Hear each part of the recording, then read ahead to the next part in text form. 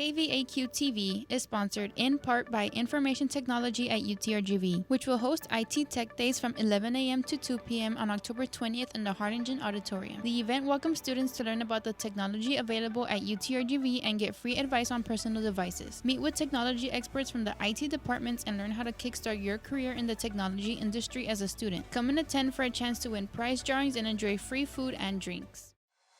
One of UTRGV's newest degrees is the Bachelor of Arts in Human Dimensions of Organizations. The HDO makes liberal arts work for you. It teaches students how to use the humanities and social/behavior sciences to understand workplace interactions and how organizations can best serve their employees, customers, and clients. Classes are limited to 30 students and start this spring in Edinburgh and Brownsville. If you think education should work for you, then visit utrgv.edu/HDO and register for HDOS 3301. Coming up, a protest at the Brownsville Federal Courthouse after a ruling that affects DACA recipients. More information in minutes. Plus, the police department shares safety measures for nightlife at Downtown McAllen. Details ahead. And missed the games last week? A recap in sports at UTRGV. KVAQ-TV starts now.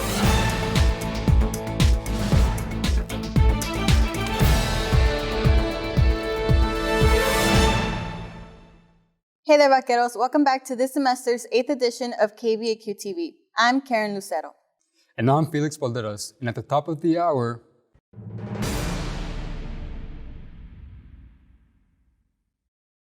DACA supporters and applicants came together to protest at the federal courthouse in Brownsville after a ruling affected the state of the DACA program.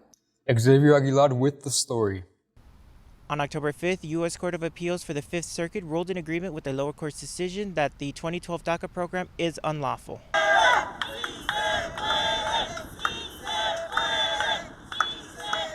Members of La Unión del Pueblo Entero, Arraiza Adelante, and Border Workers United came together to protest against the ruling that will prevent the Department of Homeland Security from accepting new DACA applicants. Lupe member and former DACA recipient Abraham Diaz voices concern for the DACA recipients in the Rio Grande Valley.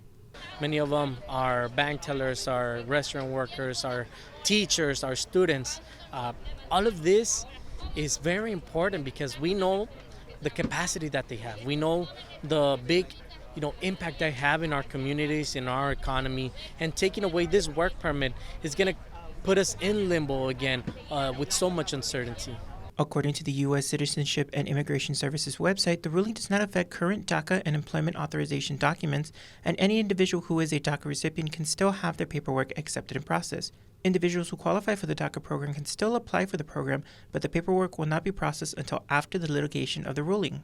Maria Elena Ortiz says she is eligible for the DACA program, but says her paperwork will not be processed. I was studying actually nursing, and I had to drop out my nursing school because I could study, right? But when I go to get the license, I'm not going to be able to get it because I don't have any type of form to work, like a social security number. All I have is my ITIN, and they don't accept my ITIN. A three-judge panel also decided to keep DACA in place while the lower court analyzes revisions implemented by the Biden administration in August to save DACA from future legal challenges. For KVAQ-TV in Brownsville, Xavier Aguilar. The city of McAllen is sharing its nighttime safety measures after a deadly shooting earlier this month at Downtown McAllen. Amada Valdovinos with the story.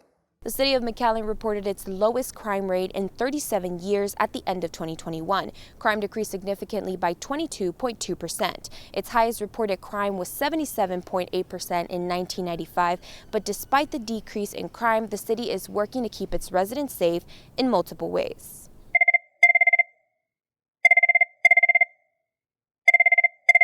No call is unanswered. McAllen Police Department is on standby at all times. This after a shooting in early October outside of a downtown McAllen bar, following an altercation on 1600 Belmont Street at about 2 a.m. Police arrested 8 suspects for the involvement in the death of a 22-year-old. The McAllen Police Department states that it's mandatory for individuals to report any incident or crime scene, or you may be arrested for withholding important information from the authorities. In an email statement, McAllen Police Department Lieutenant Joel Morales states, and I quote, "All information has value to our community. See something, say something. It may be the information that law enforcement agencies are missing. If you want to remain anonymous, call Crime Stoppers." End quote. McAllen PD recommends for people to always be aware of their location and surroundings when going out at night. These are a few nighttime safety tips provided by McAllen PD. Be cognizant of your location, park in well-lit areas, lock your vehicle, do not leave valuables in your car or leave valuables in clear view. McAllen resident Valeria Doria shares what she does to feel safe when going out and what she thinks the city should add to downtown McAllen to make residents feel more protected. If you go in a group, it's much safer. Share my location with my mom, and she watches it all night. I know some places have those little machines that you could call the cops. They should add those too. If you feel you're in danger within the city limits, you can call McAllen PD at 956-681-2000 or dial 911 for emergencies. You can also call Crime Stoppers at 956-687-TIPS to report any suspicious activities anonymously. For KVAQ-TV in McAllen, Amada Valdovinos. Dual enrollment college credit programs are being expanded for South Texas Independent School District with UTRGV. STISD is expanding its dual enrollment college credit programs with UTRGV. 3 schools are incorporating this program in addition to 1 school where it's already in motion. This is set to provide more opportunities by allowing high school students to enroll in college courses and earn transferable college credit. So we know that next year in the fall, with all 4 high schools open to this possibility, it's going to be even greater. We want to provide our students the opportunity to engage with the university, and UTRGV is just an outstanding university here in the Rio Grande Valley. Lara says that they are looking for students who qualify for the program as early as spring and has more than 500 students that are eligible to participate. The dual enrollment expansion program for STISD will take effect in spring. And now for sports.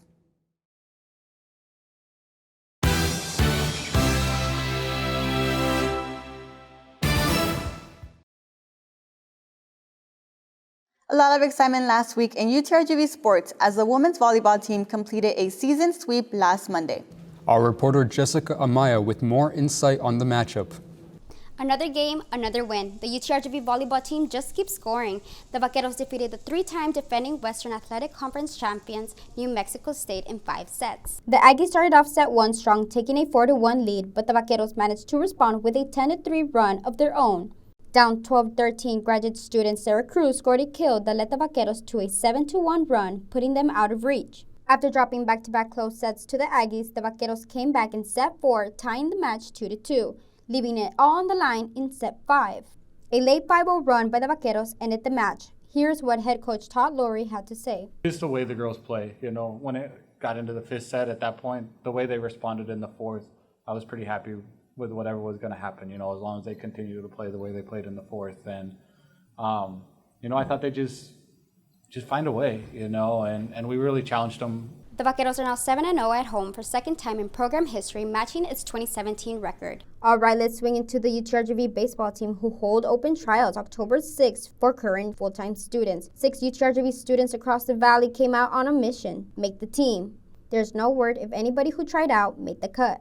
The Vaqueros hope to keep the momentum going. For the slate of upcoming games, visit goutrgv.com. That is all for today's sport news. Reporting for KVAQ-TV in Edinburgh, Jessica Maya. Back to you.